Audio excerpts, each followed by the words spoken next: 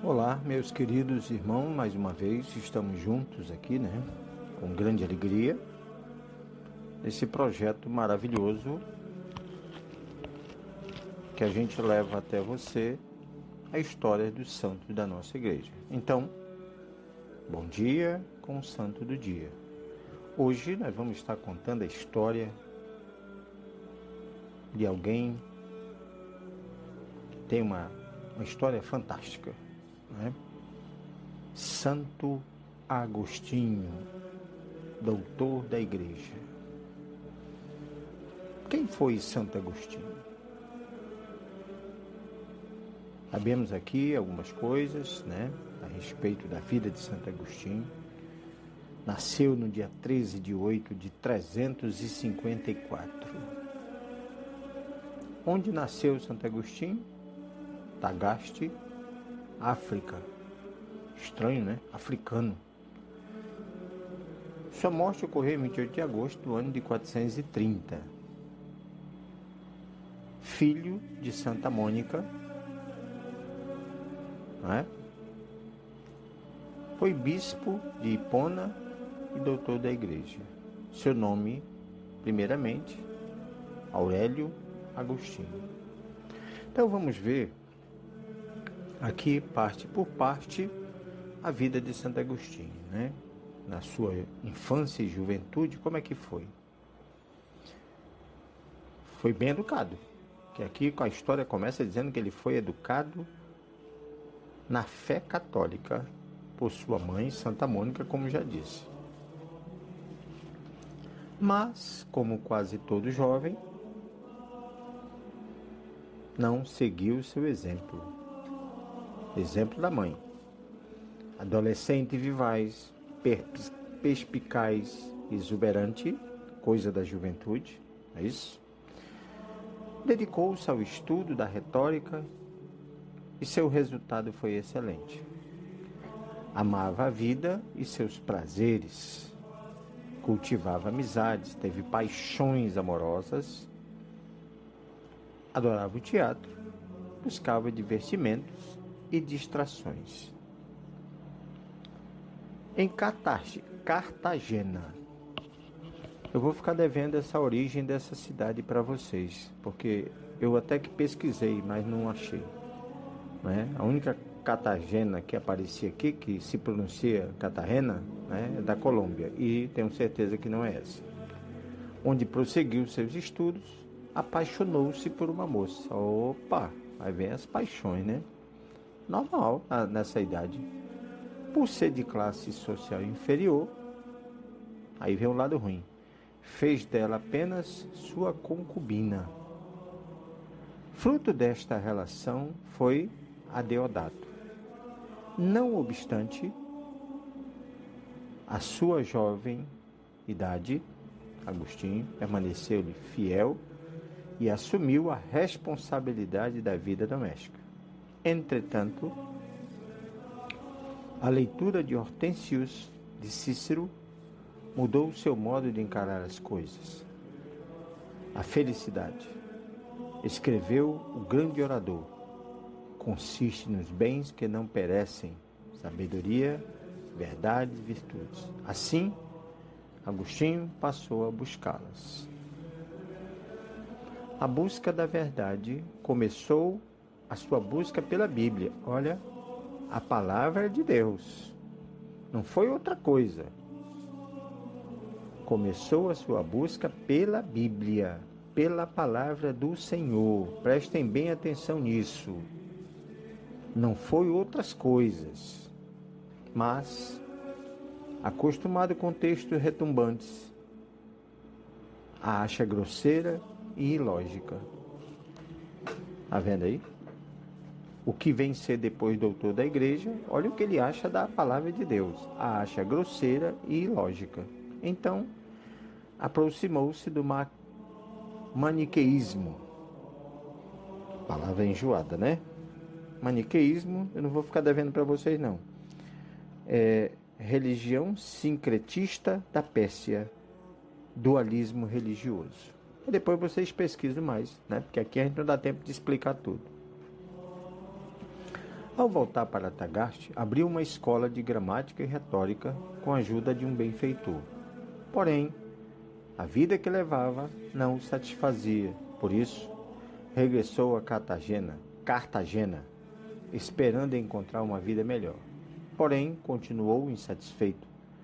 A sua sede de verdade não se aplacava com a doutrina maniqueísta, que nós já falamos anteriormente.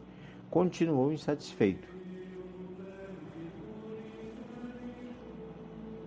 O jovem retórico promissor passa a outros tipos de busca. Assim, no ano 382, transferiu-se para Roma com o companheiro e seu filho, sem que sua mãe o soubesse, apesar de ter ido a Cartagena. Na capital, porém, Agostinho manteve contato com os maniqueístas, dos quais recebeu ajuda e apoio. Depois entendeu que a providência atuava também através de escolhas erradas. A sua carreira teve sucesso, tanto que, em 384, conseguiu uma cátedra de retórica em Milão. Contudo, sua inquietude interior continuava atormentada.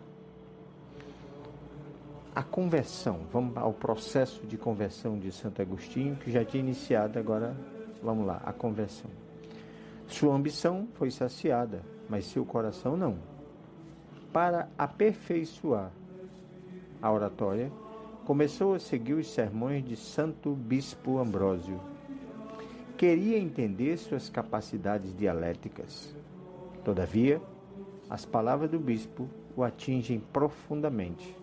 Neste interim, sua mãe Mônica se transfere para Milão, permanecendo ao seu lado, sobretudo com as orações. No entanto, Agostinho se aproximava cada vez mais. A Igreja Católica, tanto que já se sentia catecúmeno. Agora só lhe faltava uma esposa que fosse cristã e não mais concubina. A mulher, que por anos havia convivido com ele, volta para a África. Ainda atormentado, Agostinho devora textos de filosofia e mergulha nas Sagradas Escrituras, aquelas que ele achava ilógica. Era tentado pela experiência dos pensadores gregos e atraído pelo estilo de vida dos ascetas cristãos, mas não conseguiu se decidir.